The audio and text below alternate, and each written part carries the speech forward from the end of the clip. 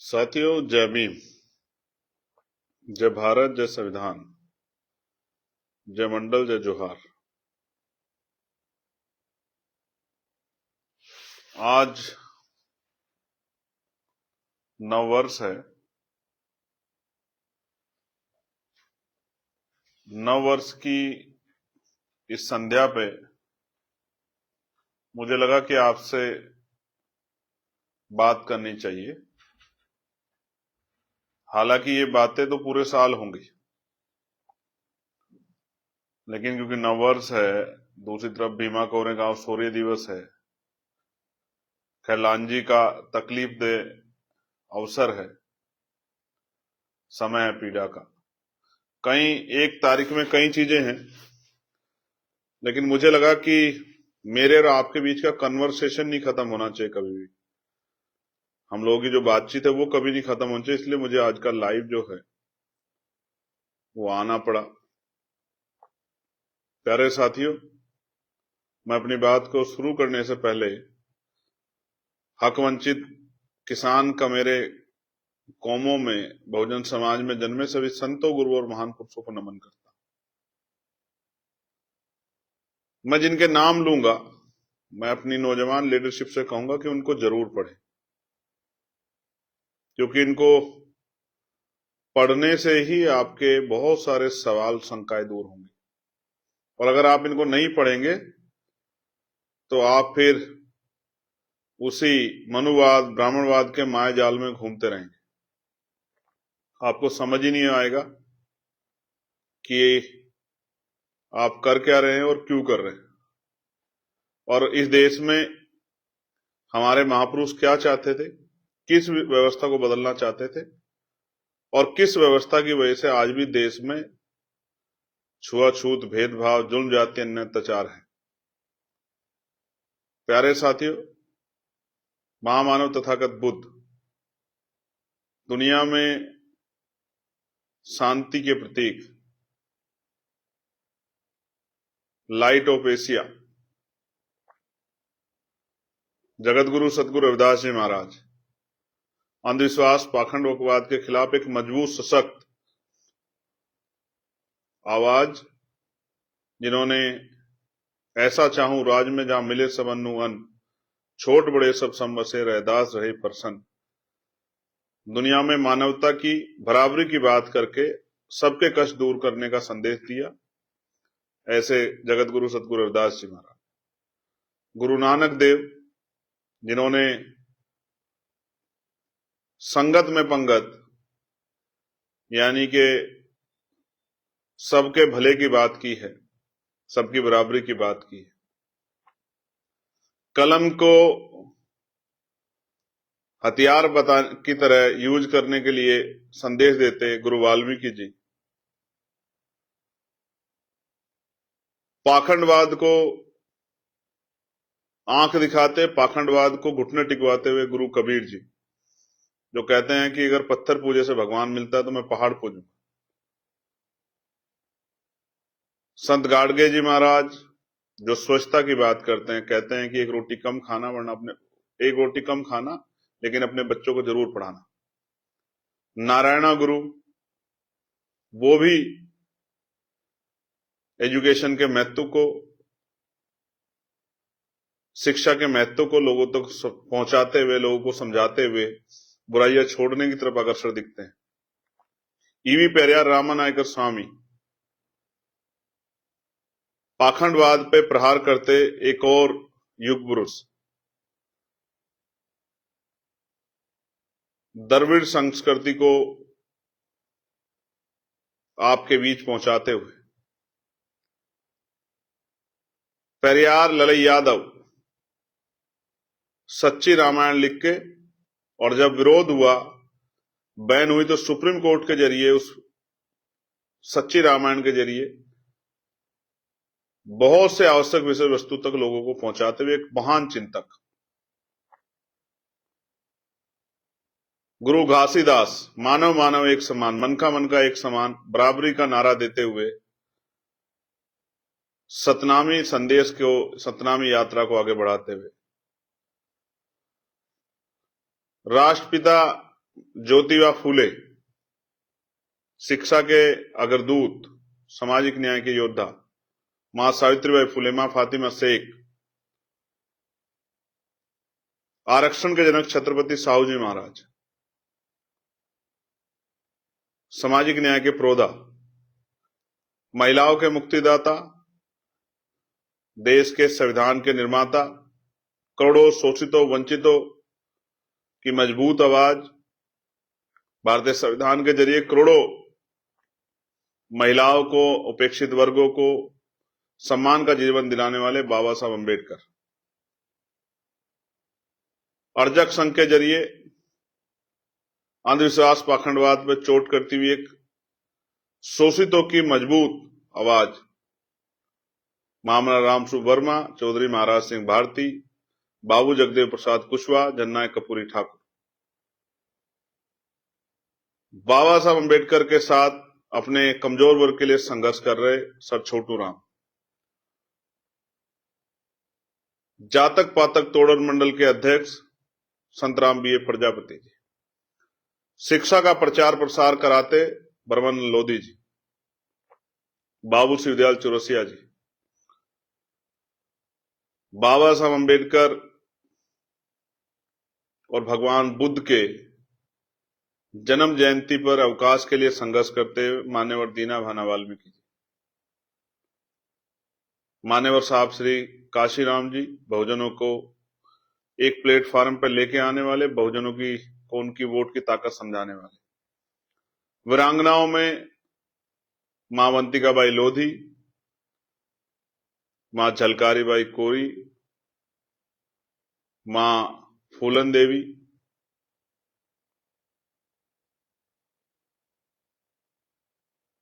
मां इल्याबाई होलकर, मां उदा देव पासी,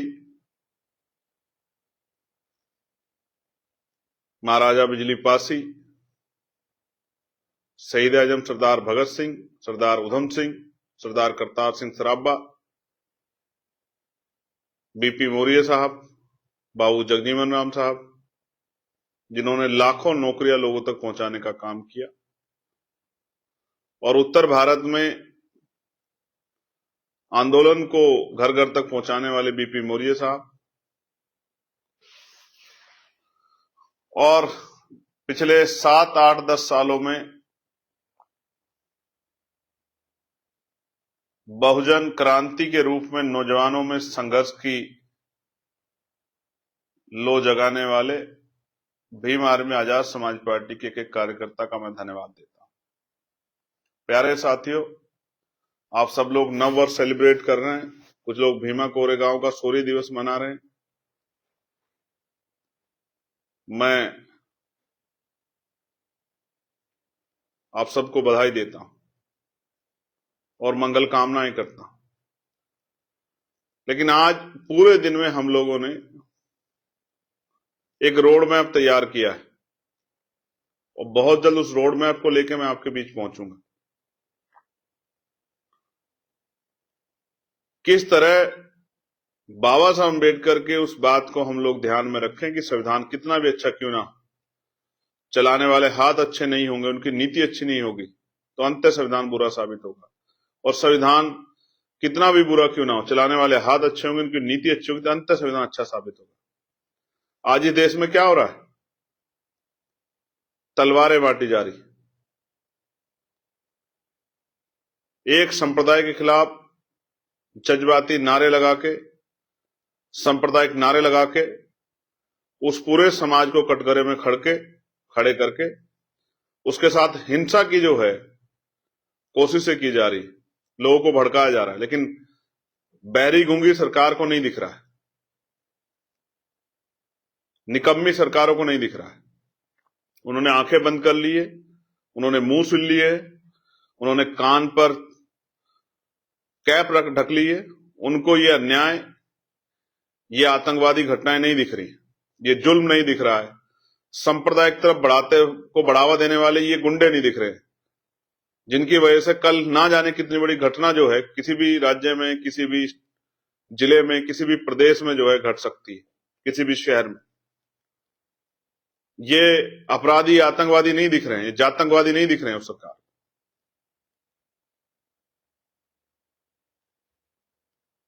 सम्मानित साथियों, 25 तारीख को क्या हुआ?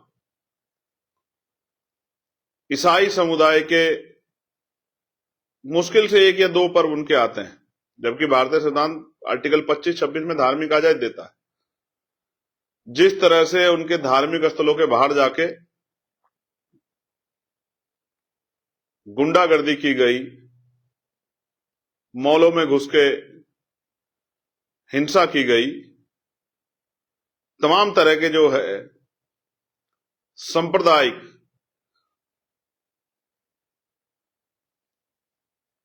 व्यवहार को, सांप्रदायिक आचरण का प्रदर्शन किया गया। गुंडा तंत्रों ने जिस तरह का नंगा नाच किया, ये निकम्मी सरकारों को नहीं दिखा, बहरी सरकारों को नहीं दिखा। जिस तरह का अन्याय हो रहा है उस पे सरकार चुप है। आपको कुदरत ने 2 आंख, 2 कान, 2 हाथ, 2 पैर दिए, सोचने के लिए दिमाग दिया है।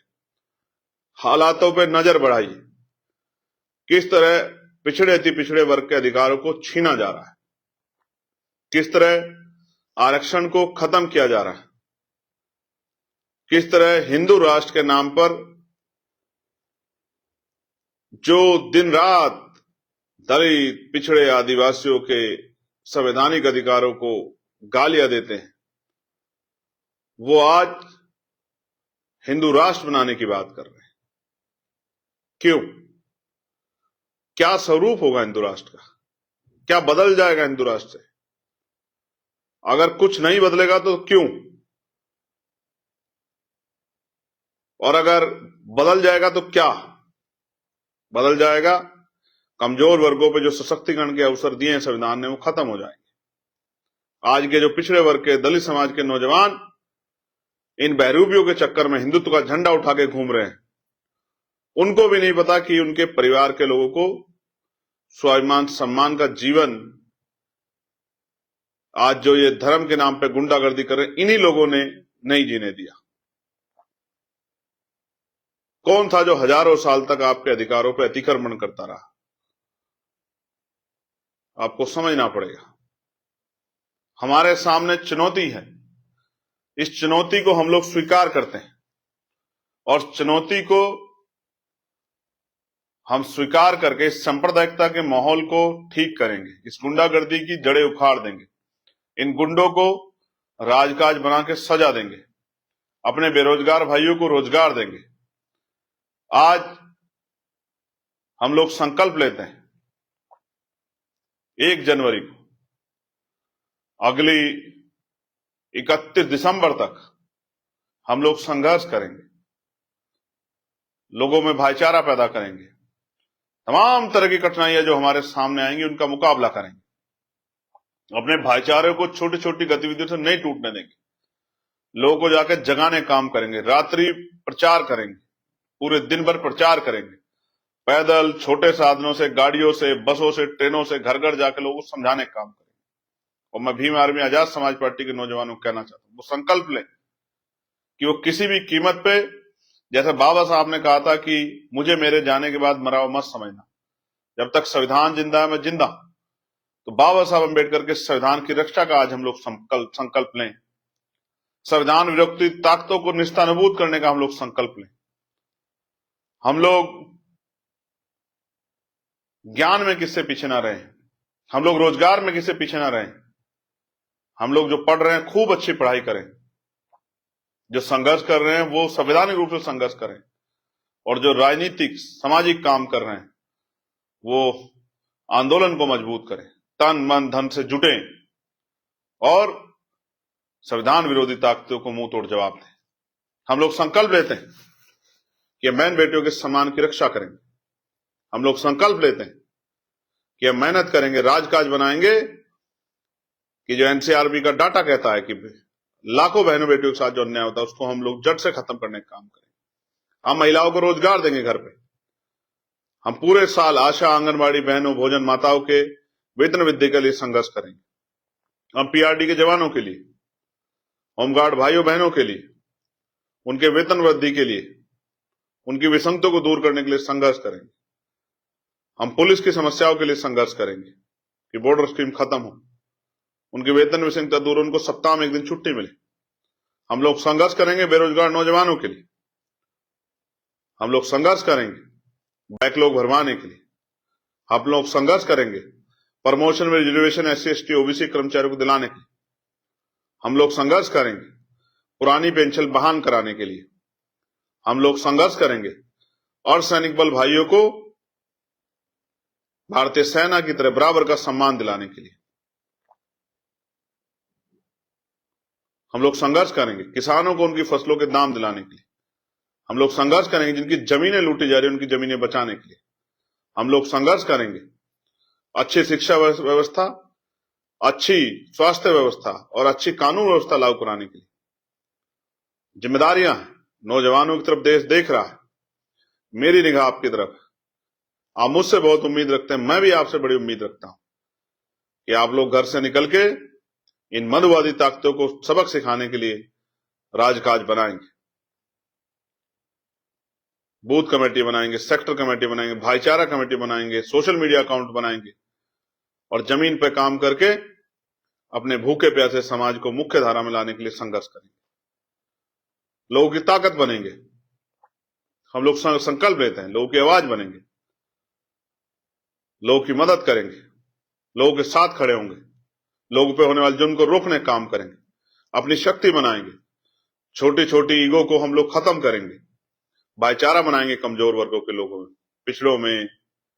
क्योंकि आप महसूस करो, जब आजादी नहीं थी, जब संविधान नहीं था, तो इन्हीं कमजोर वर्गों के लोगों को कोई सरकारी नौकरी नहीं देता था, कोई रोजगार नहीं देता था, कोई सम्मान नहीं देता था। और आज भी शूद्र कह के जिस तरह से अपमानित करने का काम किया जा रहा है, जिस तरह से पुनः सरकारी नौकरी खत्म करके निजी क्षेत्रों को बढ़ाकर, जिस तरह से हमें हमारी जो सुरक्षा गारंटी थी सरकार ने, उसको छीना जा रहा है। जिस तरह से आज भी सफाई कर्मचारी, हम लोग संकल्प लेते हैं कि ठेकेदारी आउटसोर्सिंग पे जो सफाई कर्मचारी हमारा या कोई भी कर्मचारी जो ठेके पर सफाई उस पर संविदा पे उस पर काम कर रहा है आउटसोर्सिंग पे, इस पूरी व्यवस्था को खत्म करेंगे। संविदा और पक्की नौकरी दिलाने का काम करेंगे। अपने भाइयों को सीवर में नहीं जाने देंगे, अपने भाइयों को मैला नहीं उठाने देंगे। हम लोग संकल्प लेते हैं, हम लोग मानवतावादी भारत बनाने के लिए काम करेंगे। हम लोग संकल्प लेते हैं कि हम किसी भी कीमत पे अपने स्वाभिमान सम्मान का समझौता नहीं करेंगे। हम लोग भीम आर्मी के लोग, आजाद समाज पार्टी के लोग काम करेंगे, काम से अपनी पहचान बनाएंगे, लोगों के दिल में जगह बनाएंगे और संघर्ष करके लोगों के आंसू पूछने का काम करेंगे। जिन पर जमीनें नहीं, जब इस देश में भूमि अधिग्रहण होता है, बड़े बड़े फ्लाईओवर बनते हैं, बड़े बड़े मॉल बनते हैं, बड़े बड़े शॉपिंग सेंटर बनते हैं, हवाई अड्डों के लिए अधिग्रहण होता है, सरकारी संस्थानों के लिए अधिग्रहण होता है, तो जिन लोगों पे जमीन नहीं, उनको जमीन दिलाने के लिए हम लोग प्रयास करेंगे। प्यारे भाइयों, इस नफरत सांप्रदायिक ताकतों को जमीदज करने के लिए मुझे आप सबके साथ की जरूरत है। मैं आपसे अपील करता हूं कि तन मन धन से इस आंदोलन में काम कीजिए। आने वाले 5-6 साल बाबा साहब के नाम, माननीय काशीराम साहब के नाम, राष्ट्रपिता ज्योतिबा फुले के नाम, छत्रपति साहू जी महाराज के नाम, माननीय दीना भाना वाल्मीकि जी के नाम, तमाम हमारे महापुरुषों के नाम, और किसी को जानना हो, किसी को देखना हो, किसी को समझना हो तो इतिहास पढ़िए, आपको पता लगेगा। आज आपको चुनावी भाई बताने वाले लोग किस तरह से लंबे समय से आपको जो अधिकार मिले हैं संविधान में, उसको खत्म करने के लिए कितने तरह के षड्यंत्र कर रहे हैं। इन लोगों से सावधान होना पड़ेगा। मैं आपका धन्यवाद करता हूं, लेकिन मैं आपसे आग्रह करता हूं, आपसे अपील करता हूं, अपने परिवार को जागरूक करें, बहन बेटियों को जागरूक करें, आने वाली नस्लों को जागरूक करें। पहले मिशन का काम अपने घर में करें, अपने रिश्तेदारों में करें, अपने पड़ोसियों में करें, फिर दूसरी तरफ जाए। पहले घर मजबूत करें, अपनी गली मजबूत करें, अपना बूथ मजबूत करें, अपना सेक्टर मजबूत करें, अपनी विधानसभा मजबूत करें, अपना ब्लॉक मजबूत करें। जब तक आप ये नहीं करेंगे तब तक बात आगे नहीं बढ़ेगी। आपने मेहनत करके फसल तैयार कर दी, लेकिन अगर संगठन आपका मजबूत नहीं है, यानी कि फसल काटने वाले लोग नहीं, फसल को बांधने वाले लोग नहीं, फसल को आवश्यक जगह पहुंचाने वाले लोग नहीं है, तो आपकी फसल को कोई दुश्मन चुरा ले जाएगा, आपकी फसल को कोई लूट लेगा, आपकी फसल पर डकैती पड़ जाएगी, आपकी फसल को जला देगा। आपको समझदार बनना पड़ेगा। तैयार हुए समाज में भाईचारा पैदा करके आप अपने संगठन को, अपनी कमेटियों को मजबूत कीजिए। यही मेरा आज का संदेश है। जब तक आप इनको कमेटियों को मजबूत नहीं करोगे, अपने संगठन को मजबूत नहीं करोगे, अपनी टीम नहीं बनाओगे, तो आप अपने अधिकारों को प्राप्त नहीं कर पाओगे। आने वाली पीढ़ियों के लिए क्या छोड़ के जा रहे हो? आने वाली पीढ़ियां सवाल करेंगी, मुझसे भी और आपसे भी, कि जब देश के तमाम अधिकार लुट रहे थे तो आप क्या कर रहे थे। मैं चंद्रशेखर आजाद आपके साथ संकल्प लेता हूं कि किसी भी कीमत पे महापुरुषों के कारवा को पीछे नहीं जाने दिया जाएगा। कोई मुसीबत आए, किसी भी तरह की मुसीबत का सामना करना पड़े, जान क्यों ना दांव पे लग जाए, मान क्यों ना दांव पे लग जाए, लेकिन हम लोग महापुरुषों के कारवा को पूरा किए बगैर रुकेंगे नहीं। आपका भाई, आपका साथी, आपके बीच का संघर्ष कर रहा चंद्रशेखर आजाद आपसे अपील करता हूं, जुड़े। वो कहते हैं ना, विरोधी कहते हैं कटेंगे तो बटेंगे तो कटेंगे, और मैं कह रहा हूं पढ़ेंगे, एक साथ रहेंगे, एक साथ मिलकर लड़ेंगे, तभी राजकाज हासिल करेंगे, तभी आगे बढ़ेंगे, तभी बहुजन महापुरुषों के सपनों को पूरा करेंगे। धन्यवाद। जय भीम, जय भारत, जय मंडल, जय जोहार, जय संविधान। नमस्कार, आदाब, सत श्री अकाल। आपका भाई चंद्रशेखर आजाद।